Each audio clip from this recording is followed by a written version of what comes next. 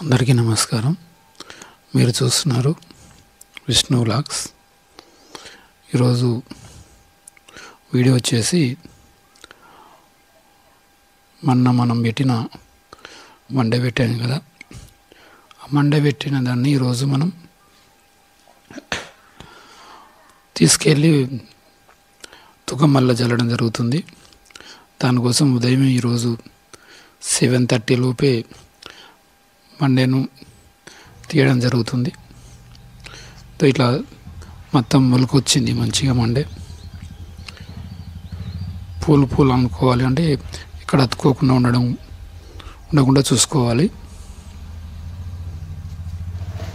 తర్వాత దాన్ని మంచిగా ఒక సంచిలో తీసుకోవడం జరిగింది. 2 సంచులకు అయ్యింది. 30 కేజీల మండే ఇది. తర్వాత పొలం దగ్గరికి వెళ్ళాను. ట్రాక్టర్ వచ్చింది, ట్రాక్టర్తో తొక్కియడం జరిగింది. రోటివేటర్ చేయించడం జరిగింది. రోటివేటర్ చేసిన తర్వాత పొలంలో లద్ది బిల్ల తీసుకొని క్లీన్గా నీట్గా సాపు చేయడం జరిగింది.